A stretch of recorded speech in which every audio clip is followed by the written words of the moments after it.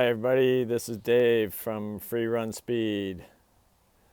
Today, talking about the Nike Wildhorse version 6. I'm going to start off with a story. My very first trip to China was to work at an adventure race.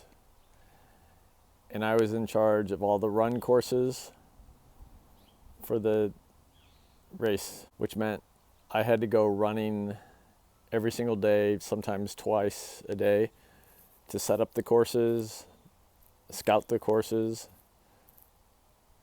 And then on race day, I was the last one off each run course. I had to follow all the athletes until the last team was done, and then I was the last one off the course. I honestly thought that was my first and my last trip to China. Little did I know that I would be there 35 more times. But anyway, what I did is I took 3 pairs of shoes with me because I thought it would take 3 shoes to do all that running. And through trial and error, I ended up running in 1 pair for most of it. And in fact, it's still probably one of my favorite trail shoes of all time. So I can't remember what the 3rd pair was, but it didn't last very long. I think 1 run and I was like, this shoe's terrible. But the other 2 that I had the Montreal Vitesse and I had the North Face Ultra 100, which is the original Ultra 100. That shoe took me through some gnarly runs and river crossings and so many other things. It was so comfortable. It stayed comfortable wet. It was comfortable on really rocky terrain. It was just a magical shoe and I loved it. So I actually ditched the Vitesse and I stayed with the Ultra 100 for race week.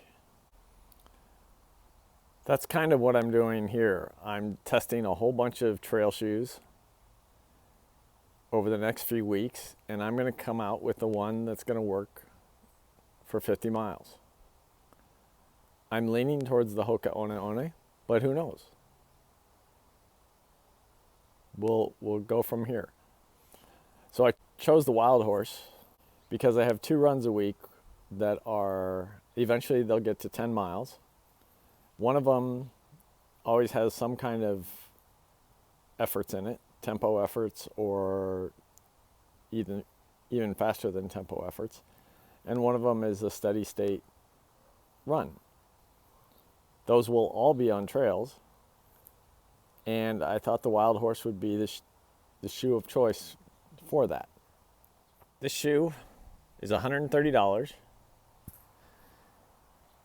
It's stated midsole is 22.5 millimeters in the heel and 14.5 millimeters in the forefoot, giving you an 8 millimeter heel to toe drop. It comes in at 11.4 ounces in my men's size 9.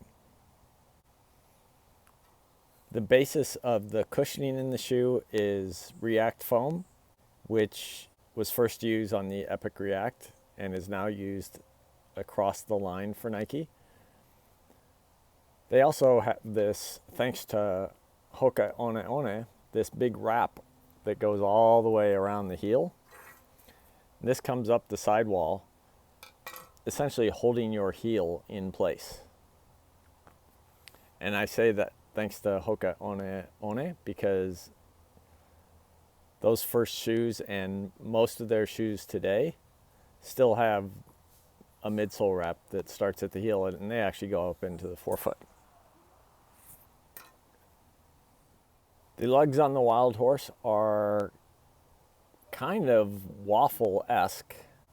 They look to be 4 to 4.5 millimeters in height, and they are slightly multi-directional. A lot of the weight, again, this is true in a lot of trail shoes, a lot of the weight is coming from this outer sole because it's full rubber all the way across. After the first run, My initial thought is this upper is really stiff, and it's because of all of this, which is a welded overlay. Really stiffens up the upper. Gives you some protection, no doubt, but it stiffens up the upper. So it'll take some time to know if this breaks in. In general, I'd say the fit is classic Nike. And if you know, I mean, if you're a big fan of Nike shoes and the way they fit, then you'll be a big fan of the way this one fits. Plain and simple. One of the cool things is they have this built-in heel gaiter.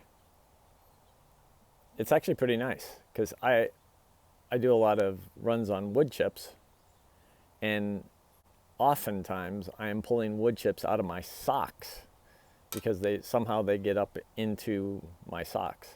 So it's nice that that's there. I'm pretty confident I'm not going to get any wood chips in my socks or shoes.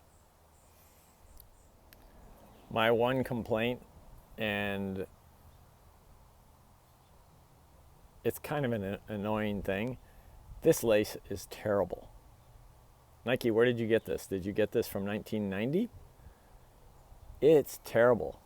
You know that lace where you pull it tight and you got to keep tension on it as you tie it, and inevitably it comes loose?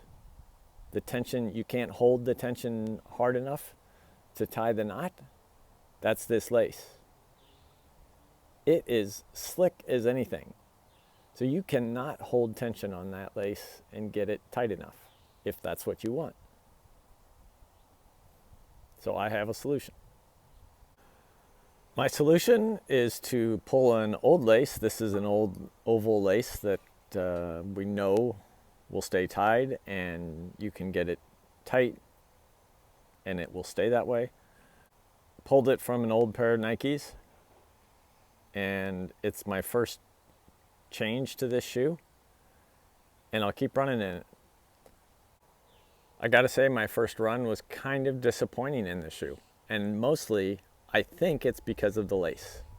My right foot, which if you followed this video enough, you'll know my right foot is smaller and narrower than my left foot.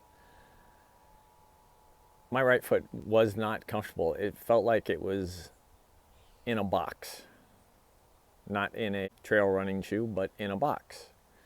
And so I think a big part of that is because I could not get that lace to the tension that I wanted.